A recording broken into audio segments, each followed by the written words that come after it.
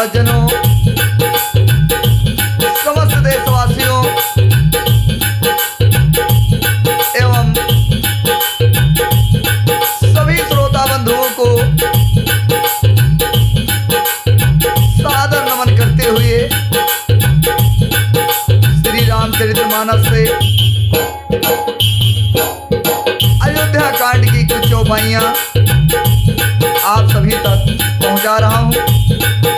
किसी भी प्रकार की यदि त्रुटि होगी तो मैं क्षमा प्रार्थी हूं।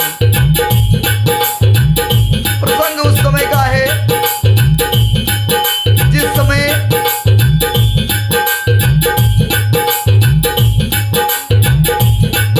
सुमंत जी को भगवान श्री रामचंद्र जी वापस लौटाते हैं और उनसे निवेदन करके कहते हैं कि हे पिताजी,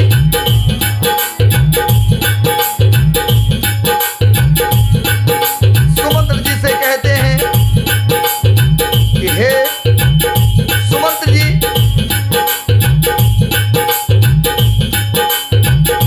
जा करके पिताजी से करोड़ों नमस्कार के साथ हाथ जोड़ करके विनती करिएगा और कहिएगा कि वे मेरे लिए किसी भी बात की चिंता न करें। तुलसीदास जी ने लिखा है सज्जनों,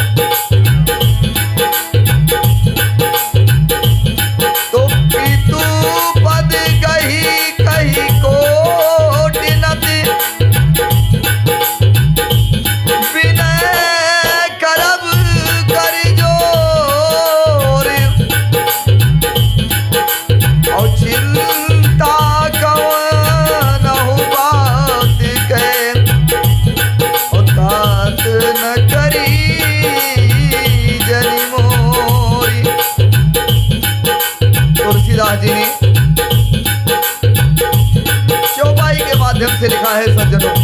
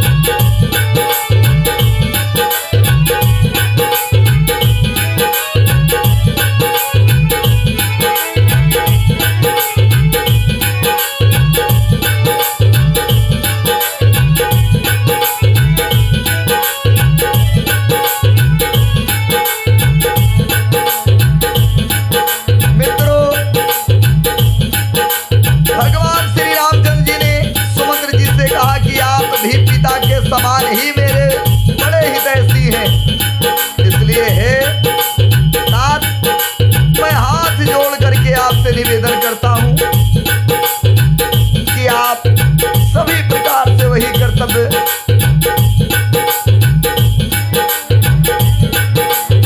करिएगा जिसमें पिता जी हम लोगों के सोच में दुख न पावें। रघुनाथ जी और सुमंत जी का यह संवाद सुन करके निषाद राज कुटुंबियों के सहित बहुत ही व्याकुल हो गया। फिर लक्ष्मण ने कुछ कड़वी बात कही। प्रभु रामचंद्र जी ने उसे बहुत ही अनुचित जानकर उनको मना किया। श्री रामचंद्र जी ने सकुचा करके अपनी सौगंध दिला करके सुमंत से कहा कि आप जाकर लक्ष्मण का यह संदेश न कहिएगा।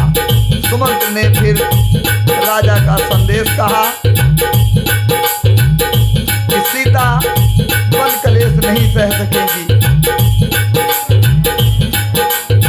इसलिए जिस तरह सीता अयोध्या को लौट आवे तुमको वो श्री रामचंद्र जी को वही उपाय करना चाहिए, नहीं तो मैं बिल्कुल ही बिना सहारे का होकर के वैसे ही नहीं जीऊंगा जैसे बिना जल के मछली नहीं जीती है। सज्जनों, ये संदेश राजा का रामचंद्र जी से सुमंत्र जी ने कहा कि मई के ससुरे सकल सुख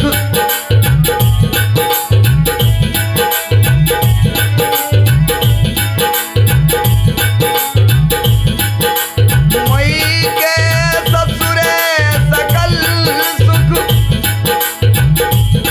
जब ही जहाँ मनुमान और तब तारा ही सुखेन सिए जब लग विपत्ति बिहान। सीता जी के मायके और ससुराल में सब सुख है। जब तक यह विपत्ति दूर न होती तब तक वे जब जहां जी चाहे वही सुख से रहेंगी।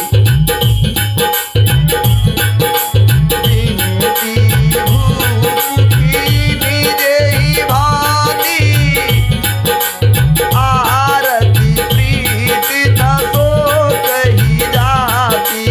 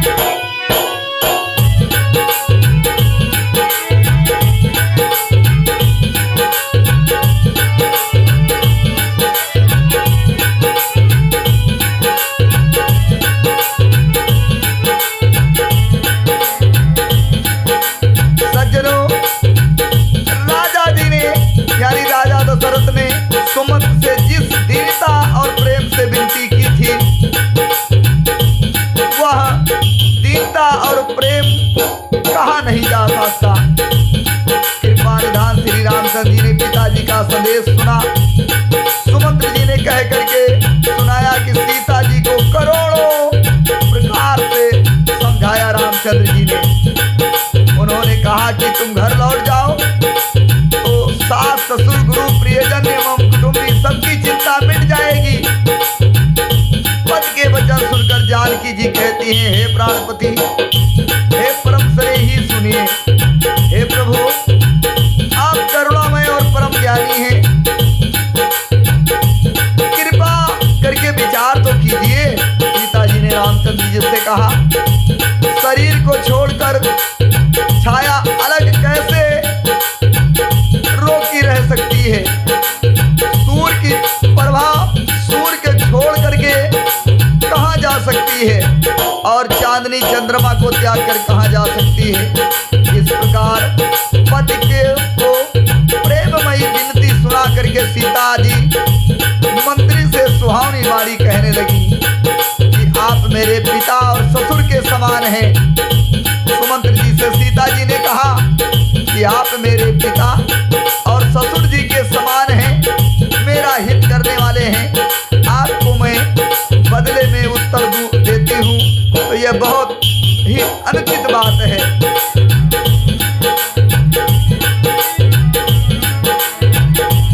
सीता जी ने कहा कि आरत बस सन्मुख भयऊ बिलग न मानहु तात, आरज सुत पद कमल बिन बादी जहाँ लगी नात। सीता जी ने कहा कि हे तात, मैं आर्त होकर के दुखी होकर के आपके सम्मुख हुई हूँ, आप बुरा न मानिएगा। आर्यपुत्र के चरण कमल के बिना जगत में जहाँ तक नाते हैं सभी मेरे लिए व्यर्थ हैं। सीता जी ने कहा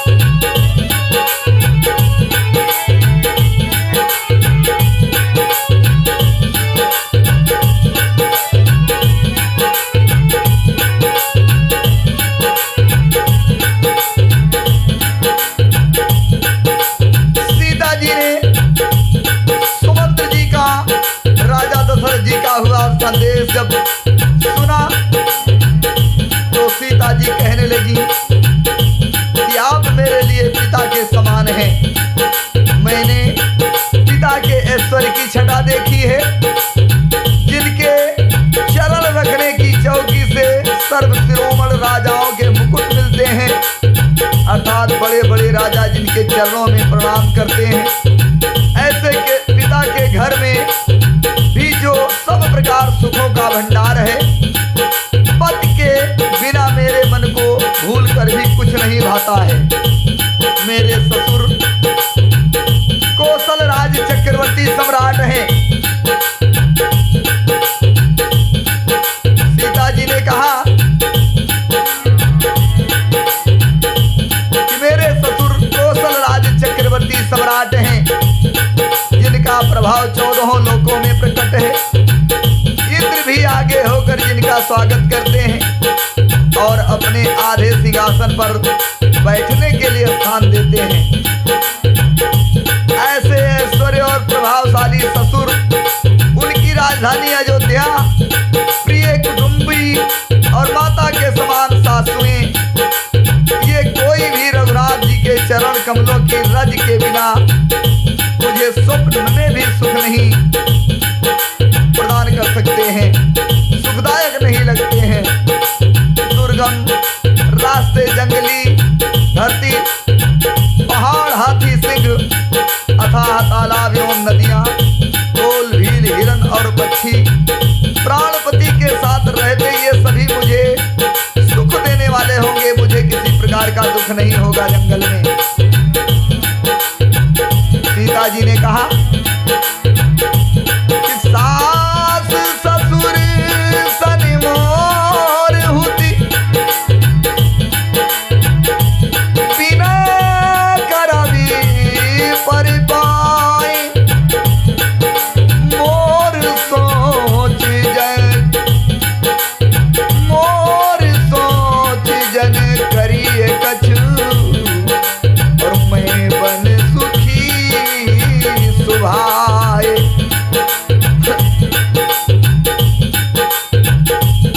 सज्जनों,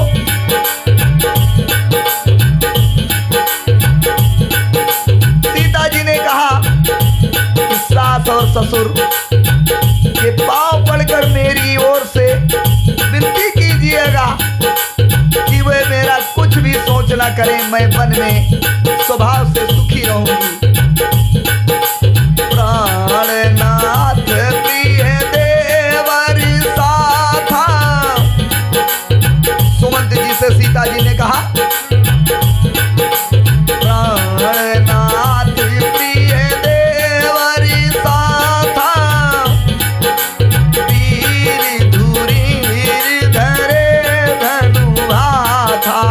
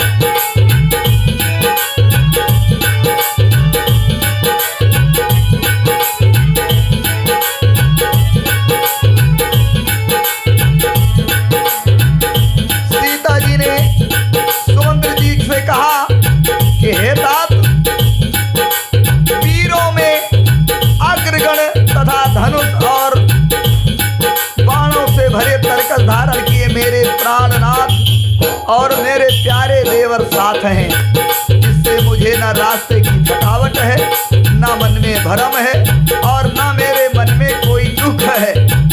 आप मेरे लिए भूल कर भी सोच ना करें।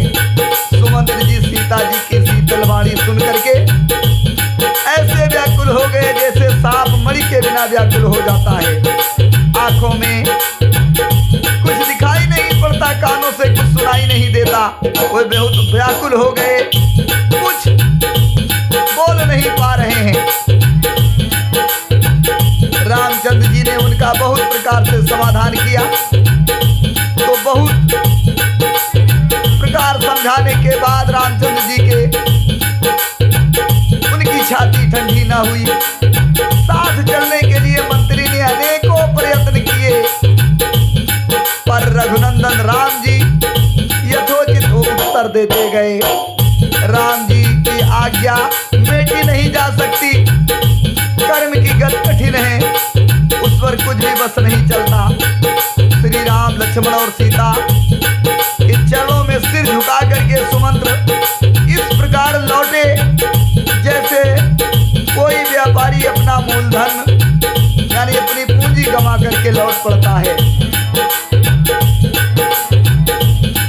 तो रथ क्यों है राम तन हेरी हेरी नाही, देख निषाद विषाद बस तू नहीं शीस बचीताई। सुमंत्र जी ने रथ को हाका, घोड़े रामचंद्र जी की ओर देख देख करके ही निहलाते हैं, आगे नहीं बढ़ते हैं। यह देखकर निषाद राज और उसके परिवार के लोग विषाद के बस हो करके सिर धोल धोल करके पीट पीट करके पछताते हैं। तुलसीदास जी ने पुनः चौपाई के माध्यम से लिखा है, सज्जनों, जासु वियोग विकल पशु ऐसे, प्रजा मातु पितु जिए हैं कैसे, बरबस राम सुमंत्र पठाए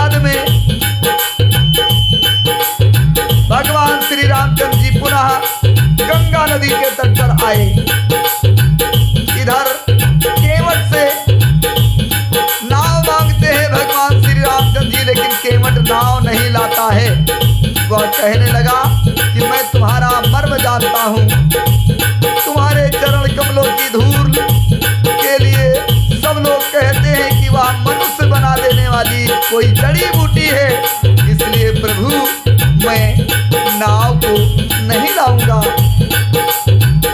क्योंकि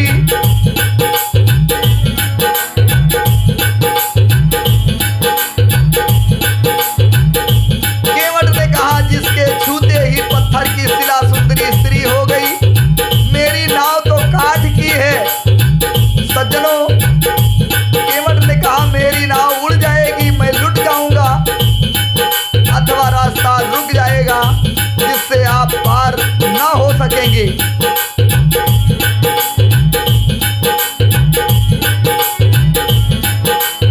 और मेरी रोजी मारी जाएगी, मेरी कमाने खाने की राह भी मारी जाएगी। मैं तो इसी नाव के सहारे पूरे परिवार का पालन पोषण करता हूँ। सज्जनों, दूसरा कोई धंधा नहीं जानता। केवट ने कहा प्रभु तुम यदि पार जाना चाहते हो तो मुझे पहले अपने चरण कमलों को पखारने के लिए, धोने के लिए कह दो और मैं नाव ले आऊंगा। केवट ने कहा आपके पैरों को धोऊंगा, उसके बाद में मैं आपको नाव पर चढ़ाऊंगा। मैं आपसे कुछ उतराई नहीं चाहता हूँ। हे राम, मुझे आपकी दुहाई और दशरथ जी की सौगंध है, मैं सब सच सच कहता हूँ। लक्ष्मण भले ही मुझे तीर मारे, पर जब तक आपके चरणों को, आपके पैरों को पखारूंगा नहीं, धुलूंगा नहीं, तब तक मैं, हे तुलसीदास के नाथ कृपाल, मैं पार नहीं उतारूंगा।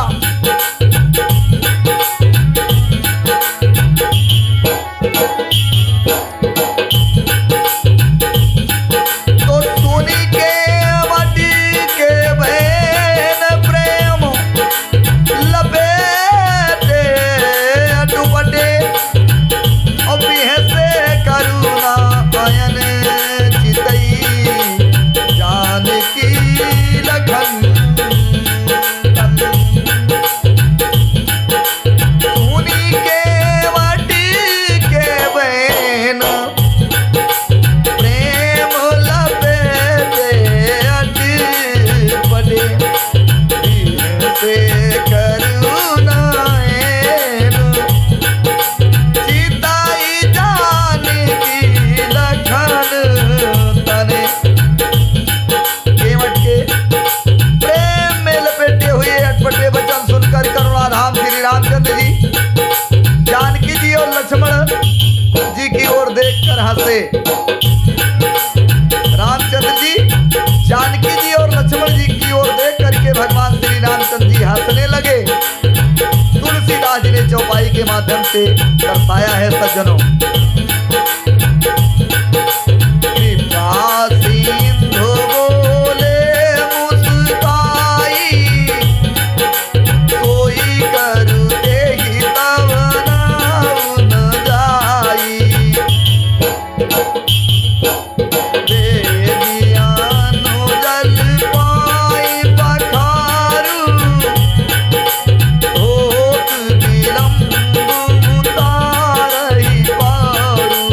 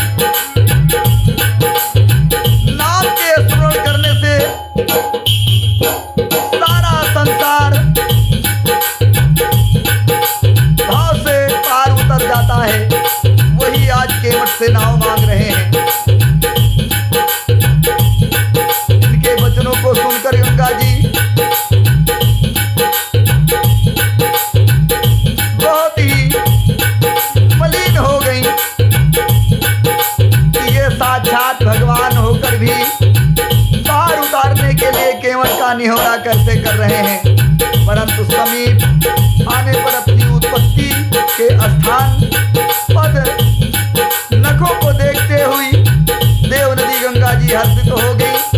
वे समझ गई कि भगवान नर लीला कर रहे हैं, इससे उनका मोह नष्ट हो गया है और इन चरणों का स्पर्श प्राप्त करके मैं धन्य हो जाऊंगी।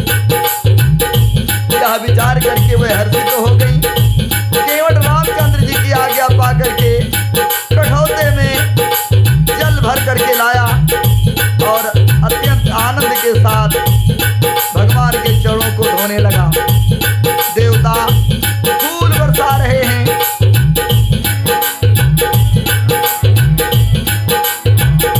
तो पद पखारी जल पान करी आप सहित परिवार पितर पार कन प्रभु मुनि मोदित गयो लई पार।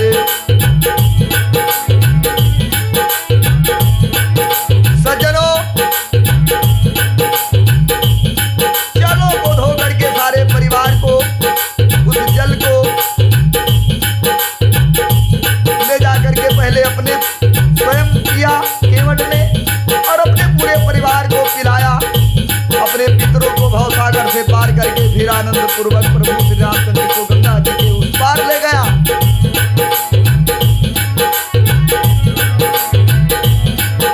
सज्जनों,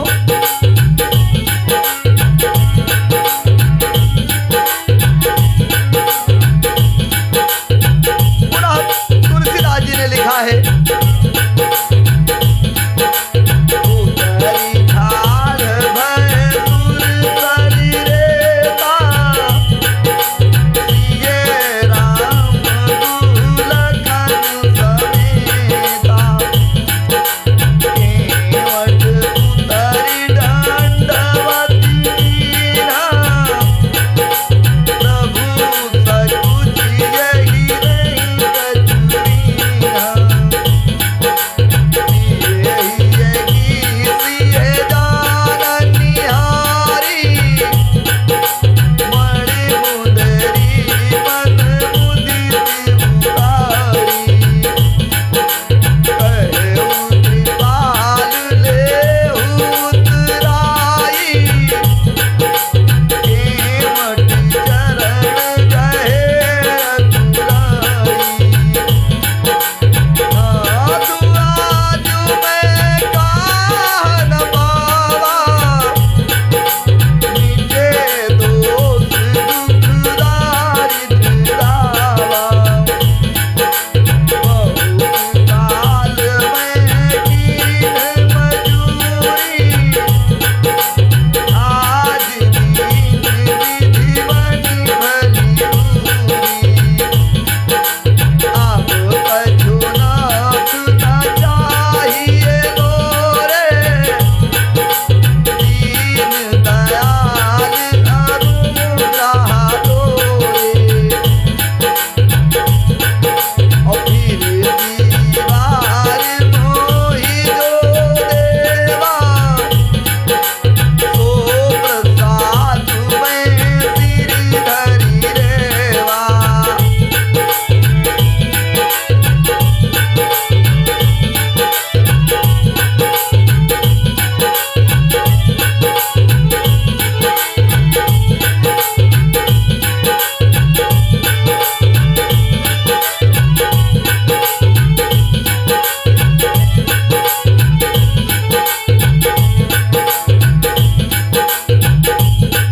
सज्जनों, भगवान श्री रामचंद्र जी को सीता जी को गंगा के पार उतार करके केवट ने उतारा। पहले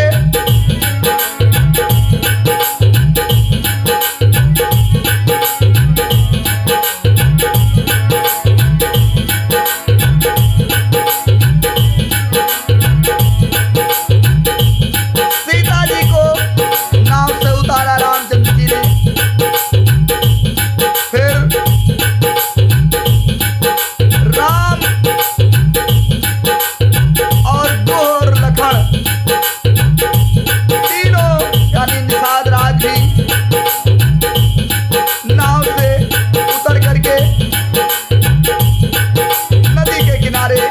खड़े हुए और केवट फिर केवट उतरा और दंडवत किया। प्रभु ने संकोच किया, इसको मैंने कुछ दिया नहीं है।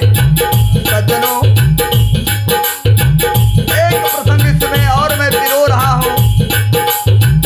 सभी सज्जनों की, भक्तों की अभिलाषा रहती है, आखिर भगवान श्री रामचंद्र जी नाव से क्यों उतरे। कई कारण है, इसमें से एक प्रसंग में आप सभी के समक्ष प्रस्तुत कर रहा हूं। केवट ने यहाँ शंका व्यक्त की है इससे पीछे चौपाइयों में कि छुअत शिला भय नार सुहाई, पाहन ते न काठ कठिनाई, और तरनी मुनि घरनी हो जाई, बाट परे मोरी नाव उड़ाई। केवट ने कहा कि मेरी नाव भी मुनि की स्त्री हो जाएगी और इस प्रकार मेरी नाव उड़ जाएगी, मैं लुट जाऊंगा और या मेरा रास्ता रुक जाएगा। और आप जिससे पार भी नहीं हो सकेंगे और मेरी रोजी रोटी मारी जाएगी। सज्जनों,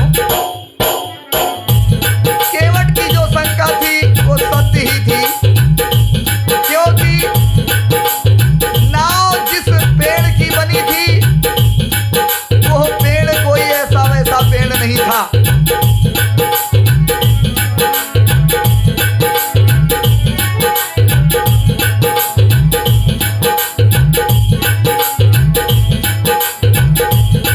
प्रसंग अलग से इसमें पिरो रहा हूं कि एक बार तुम्बरू नाम का गंधर्व आकाश मार्ग से अपने पत्नी के साथ जा रहा था और गालो ऋषि गंगा जी में सूर्य भगवान को पानी दे रहे थे और उधर गंधर्व तुम्बरू ने पान का बीरा मुख से उगल दिया और वो जाकर के उनकी अंजलि में गिर गया गालो ऋषि के। और गालो ऋषि ने उस तुम्बरू राक्षस को, तुम्बरू गंधर्व को श्राप दे दिया कि जा तू वृक्ष हो जा। फिर उसकी पत्नी विनय करने लगी कि प्रभु इस श्राप से मुक्ति का उपाय बताइए। सज्जनों, तब मुनिवर ने कहा कि मेरा श्राप अन्यथा नहीं हो सकता, फिर भी तुम्हारा पति पेड़ होगा और उस पेड़ से नाव बनाई जाएगी और उसी नाव से जब रामचंद्र जी, लक्ष्मण जी, सीता जी और केवट निषाद राजगुह के साथ उतरेंगे, तब तुम्हारे पति की मुक्ति होगी। सज्जनों, केवट की शंका बिल्कुल सत्य थी। अगर भगवान श्री रामचंद्र जी को पहले ही नाव में बिठा देता तो नाव रह ही नहीं जाती, नाव अंतर्ध्यान हो जाती, मुक्ति मिल जाती तुम्बरू राक्षस को। इसीलिए उसने क्या किया, पहले भगवान श्री रामचंद्र जी के चरणों को धोया, फिर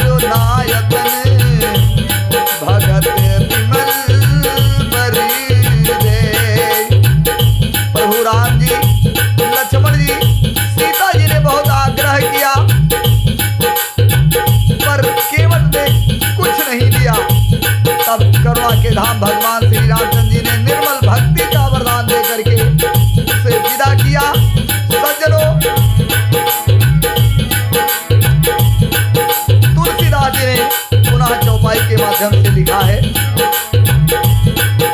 तब माजन कर रघुकुल नाथा, दूध पारथी उड़ाय उमथा।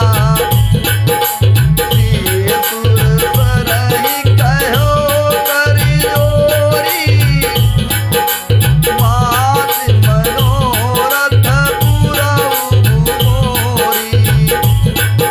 पति देवर संग कुशल बहोरी, आय करऊँ जेहि पूजा तोरी।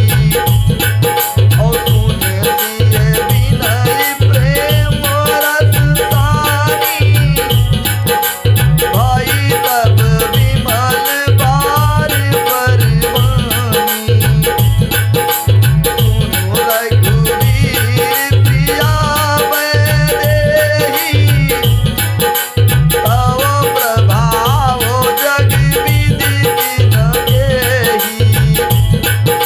लोक होहि विलोकत मोरे, तोहि से वही सब सिद्धि करी जोरे। तुम जो हमहि बड़ विनय सुनाई, पिता कीन मोहे दीन बढ़ाई। तरफ देवी मैं देवी असीता, सफल होन हित सफल होन हित नित भागीता।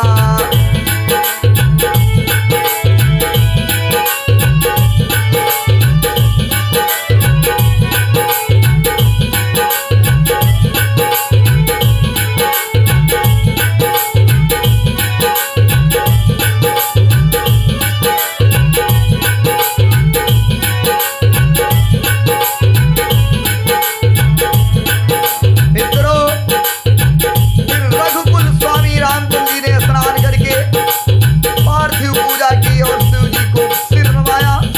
सीता जी ने हाथ जोड़कर गंगा जी से कहा, हे माता, मेरा मनोरथ पूर्ण कीजिएगा, जिससे मैं पति और देवर के साथ कुशल पूर्वक लौट करके तुम्हारी पूजा करूं। सीता जी की प्रेम रस में सनी हुई वाणी सुन करके गंगा जी ने निर्मल जल से श्रेष्ठ वाणी हुई, यानी सीता जी जल रूपी होने के बाद भी बोली, हे रघुवीर की प्रियतमा जानकी, सुनो, तुम्हारा प्रभाव जगत में किसे नहीं मालूम है। तुम्हारे देखते ही लोकपाल हो जाते हैं। सब सिद्धियां हाथ जोड़े तुम्हारी सेवा करती रहती हैं। तुमने जो मुझे बड़ी विनती सुनाई है, यह तो मुझ पर कृपा की है और मुझे बड़ाई दी है। तो भी हे देवी, मैं अपनी वाणी सफल होने के लिए तुम्हें आशीर्वाद दूंगी।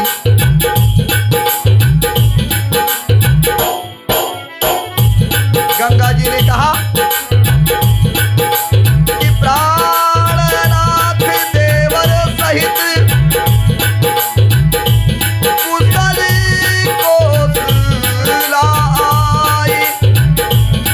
अरे पूजहि सब मन कामना, पूजस रहाई जग इच्छाई।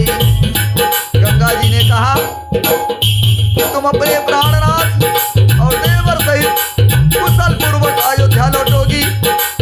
तुम्हारी सारी मनोकामनाएं पूरी होंगी और तुम्हारा सुंदर यश जगत भर में छा जाएगा। सज्जनों, तुलसीदास जी ने पुनः चौपाई के माध्यम से लिखा है,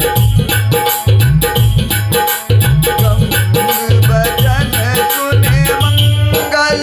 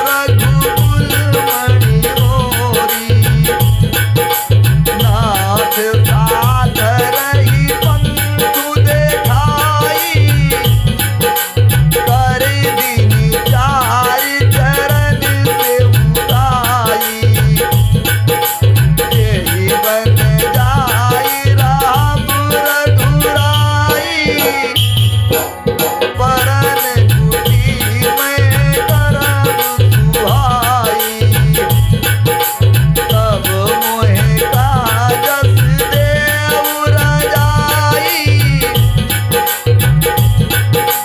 सोई करिहो रघुवीर दुहाई, साज स्नेह राम लखितासु, संग दीन गुह हृदय उलासु, पुनि ज्ञाति बोलि सब लीने, करि परितोष पिता सब कीन्हे।